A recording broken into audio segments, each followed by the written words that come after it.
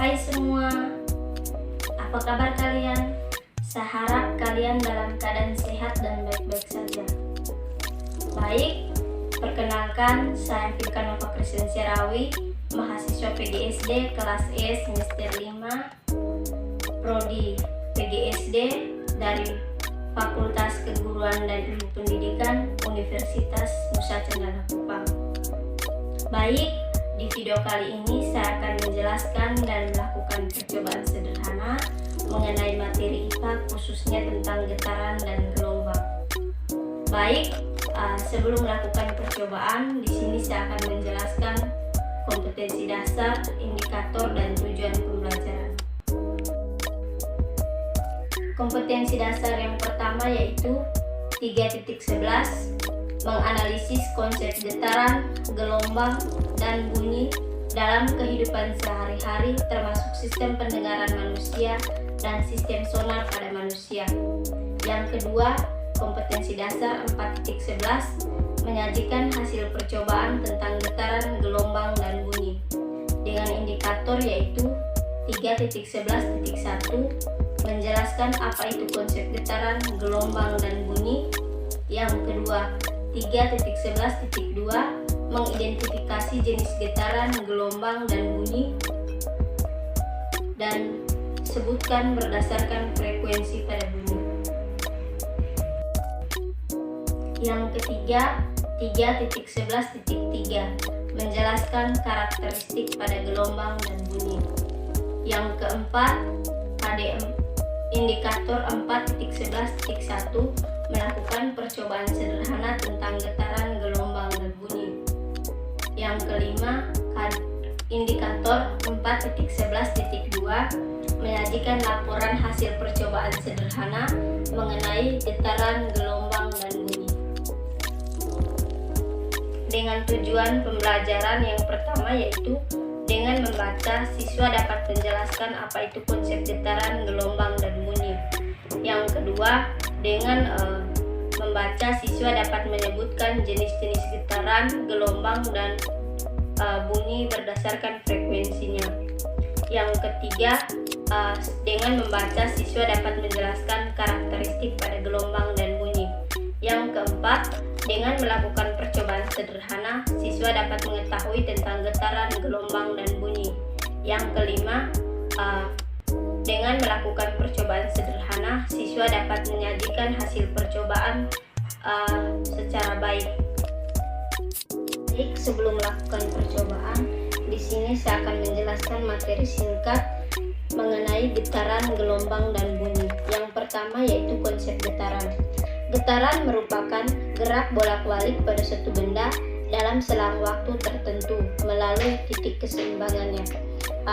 Sebuah benda dikatakan bergetar dalam satu kali gerakan penuh, yakni dari titik awal dan kembali ke titik awal tersebut. Contohnya, senar gitar yang dipetik, gendang yang dipukul selaputnya. Getaran terbagi atas dua jenis. Yang pertama getaran bebas, yang kedua getaran paksa. Getaran bebas di sini yakni getaran yang terjadi ketika sistem mekanisme dimulai dengan adanya gaya awal yang bekerja pada sistem itu sendiri, lalu dibiarkan bergetar secara bebas. Misalnya, bandul yang awalnya ditarik lalu dilepaskan akan berhenti dengan sendiri lama-kelamaan. Yang kedua yaitu getaran paksa. Getaran paksa di sini yakni satu getaran yang terjadi ketika gerakan bolak-balik karena adanya gaya luar yang secara paksa menciptakan getaran pada sistem. Contohnya yaitu gempa bumi. Yang kedua yaitu konsep gelombang. Gelombang di sini adalah getaran yang merambat yang membawa energi selama perambatannya. Gelombang dibagi menjadi dua jenis. Yang pertama yaitu berdasarkan medium perambatannya. Yang pertama yaitu gelombang mekanik. Gelombang yang membutuhkan medium dalam perambatannya. Contohnya pada gelombang bunyi. Seorang dapat mendengar musik dan suara karena gelombang bunyi merambat melalui udara sehingga sampai ke telinga. Yang kedua yaitu gelombang elektromagnetik. Gelombang elektromagnetik di sini dia tidak membutuhkan medium dalam perambatannya. Contohnya dalam perambatan cahaya atau dalam gelombang cahaya. Yang kedua berdasarkan arah rambatannya. Kalau yang tadi berdasarkan medium, sekarang berdasarkan arah rambatannya. Yang pertama yaitu gelombang longitudinal. Gelombang yang arah getarannya sejajar dengan arah rambatnya. Dalam satu gelombang longitudinal terdiri dari satu regangan dan satu rapatan. Contohnya pada gelombang suara di udara. Yang kedua, gelombang transversal. Gelombang transversal adalah gelombang yang arah getarannya tegak lurus dengan arah rambatnya. Contohnya pada gelombang tali. Ketika tali digerakkan ke atas dan ke bawah, arah tegak lurus dengan arah gerakan gelombang. Baik, itu sekian mengenai gelombang, mengenai jenis gelombang. Sekarang pada karakteristik gelombang.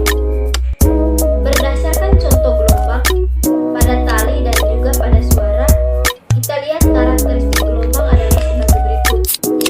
Ada sumber gelombang yang bergetar. Yang kedua, gelombang yang selalu merambat pada arah tertentu. Yang ketiga, adanya medium sebagai penghantar rambatan gelombang. Berdasarkan bentuknya, baik gelombang pada tali maupun pada permukaan air mempunyai ciri-ciri sebagai berikut. Yang pertama, adanya bukit dan lembah. Yang kedua, panjang gelombang. Yang ketiga, amplitudo. Yang keempat, periode. Yang kelima, frekuensi. Yang keenam, cepat rambat. Baik, itu sekian materi mengenai getaran dan gelombang. Yang berikut yaitu mengenai bunyi. Bunyi di sini merupakan gelombang mekanik, yaitu gelombang yang memerlukan medium saat merambat. Bunyi juga termasuk gelombang longitudinal karena ada getaran sejajar dengan arah rambatannya. Syarat terjadinya dan terdengarnya bunyi adalah adanya sumber bunyi, ada medium, ada penerima bunyi yang berada di jangkauan gelombang bunyi. Namun tidak semua suara yang dihasilkan oleh sumber bunyi bisa didengar telinga manusia. Manusia hanya bisa mendengar bunyi dengan frekuensi antara 20-20.000 Hz. Sebutan berdasarkan frekuensi bunyi. Yang pertama ada infrasonik. Infrasonik di sini yaitu gelombang bunyi dengan frekuensi kurang dari 20 Hz. Sedangkan yang kedua audiosonik, gelombang bunyi dengan frekuensi antara 20-20.000 Hz. Frekuensi yang dapat didengar oleh manusia. Yang ketiga yaitu ultrasonik. Ultrasonik adalah gelombang bunyi dengan frekuensi lebih dari 20.000 Hz. Hewan yang dapat mendengar gelombang bunyi ini adalah anjing dengan kelelawar. Gelombang bunyi merambat dengan kecepatan antara 330 meter sekon hingga 5400 meter sekon kecepatan. Kecepatan rambat bunyi tergantung pada jenis mediumnya. Misalnya gelombang bunyi merambat pada medium merambat air, maka kecepatan lebih lambat dibandingkan merambat di udara. Baik, saya akan menjelaskan mengenai karakteristik bunyi. Tinggi, rendah, dan kuat lemah bunyi bisa diatur. Tinggi rendahnya nada ditentukan oleh frekuensi bunyi tersebut. Makin besar frekuensi, maka makin tinggi nada. Sedangkan kuat lemahnya bunyi ditentukan oleh amplitudonya. Nada adalah bunyi yang memiliki frekuensi yang teratur, misalnya musik. Sedangkan jika frekuensinya tidak teratur, maka bunyi tidak beraturan, misalnya suara angin ribut. Sedangkan warna bunyi atau timbre adalah disebabkan oleh karena keadaan dan bentuk sumber bunyi. Misalnya nada do pada piano dan organ akan berbeda timbrenya. Resonansinya adalah peristiwa ikut bergetarnya suatu benda karena adanya sumber getar. Syarat resonansi terjadi adalah frekuensi benda yang bergetar sama dengan frekuensi sumber getar. Misalnya alat musik yang berselaput yaitu gendang tadi, selaput telinga juga akan beresonansi atau bergetar jika sama frekuensinya dengan sumber bunyi. Pemantulan bunyi terjadi jika terhalang oleh suatu pembatas, misalnya tembok, tebing, atau gunung. Jenis pemantulan bunyi ini yaitu ada gaung, gema, bunyi pantul yang memperkuat bunyi asli. Baik, setelah mendengarkan penjelasan mengenai getaran, gelombang, dan bunyi, di sini saya akan melakukan percobaan sederhana. Yang pertama, untuk materi getaran dengan alat dan bahan yang saya butuhkan di sini yaitu ada mistar dan meja, tetapi karena meja tidak ada maka saya menggunakan media karton. Baik, langkah yang pertama, letakkan mistar di atas meja dengan salah satu tepi mistar menonjol. Di sini saya ada dua mistar, yaitu mistar plastik dan mistar besi. Untuk meminimalisir mistar plastiknya patah, maka saya mengukur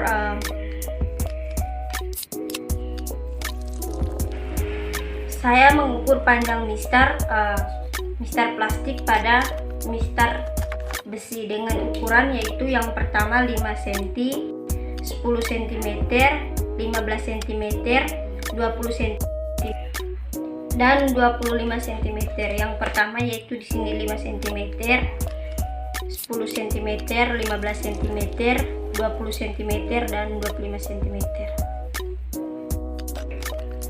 Yang kedua, lakukan hal seperti pada langkah pertama dengan ukuran yang pertama yaitu ukuran yang menonjol, yaitu yang pertama sebesar 5 cm,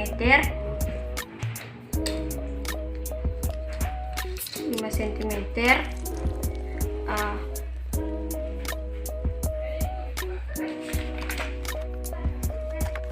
getar. Yang ketiga, getarkan tepi yang menonjol dengan cara menarik ke atas atau ke bawah, kemudian dilepas, lalu amati hasilnya. Baik, yang pertama pada ukuran 5 cm. Mari kita lihat.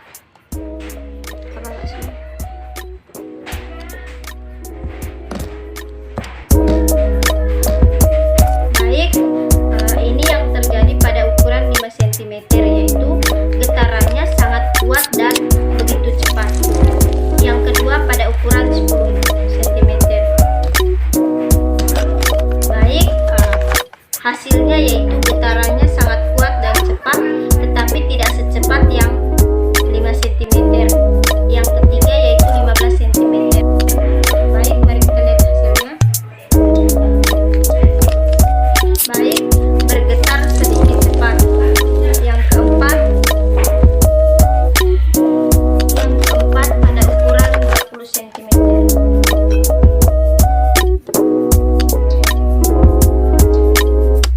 Baik, hasilnya yaitu getarannya melambat.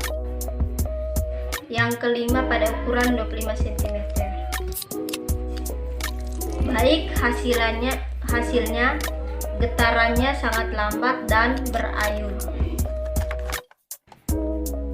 Baik, dapat kita simpulkan bahwa semakin pendek ukuran mistar yang menonjol, maka getarannya semakin cepat.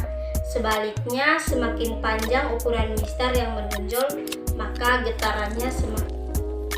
Baik, kali ini saya akan melakukan percobaan pada materi gelombang. Dengan alat dan bahan yang saya butuhkan yaitu ada wadah, ada air, dan ada kerikil. Baik, langkah yang pertama yaitu siapkan alat dan bahan. Yang kedua, tuangkan air pada wadah.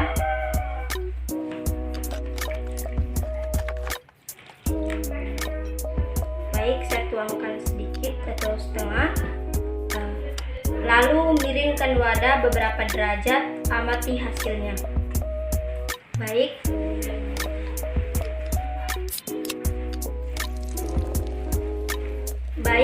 Dapat kita lihat bahwa gelombang yang datang dapat dipantulkan kembali. Biasanya ini terjadi pada gelombang bunyi. Baik, yang kedua,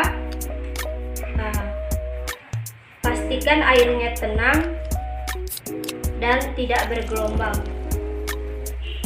Baik, kita lihat airnya sudah tenang. Masukkan kerikil ke dalam air, amati hasilnya. Baik, dapat kita lihat hasilnya. Baik, yang kedua. Yang ketiga. Baik, hasilnya yaitu setelah kerikil dimasukkan atau dijatuhkan ke dalam air, akan terbentuk suatu gelombang, yaitu gelombang transversal, di mana kecepatan rambatnya menuju ke arah sekelilingnya. Pada percobaan ketiga, yaitu pada bunyi. Alat dan bahan yang saya butuhkan di sini yaitu ada sendok, yang kedua yaitu 3 gelas berukuran sama, yang ketiga yaitu air. Baik, setelah semua alat dan bahannya sudah tersedia, maka langkah yang pertama yaitu tuangkan air ke gelas pertama dengan ukuran penuh. Baik, ini sebagai gelas pertama, gelas kedua, dan gelas ketiga. Baik, ini ukuran pertama. Baik, yang kedua, gelas kedua dengan ukuran setengah.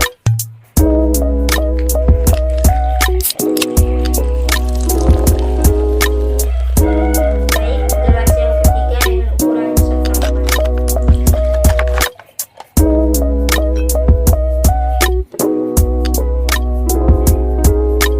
Yang keempat, kegiatan memukul ketiga gelas menggunakan sendok dan amati hasilnya. Yang pertama, gelas pertama.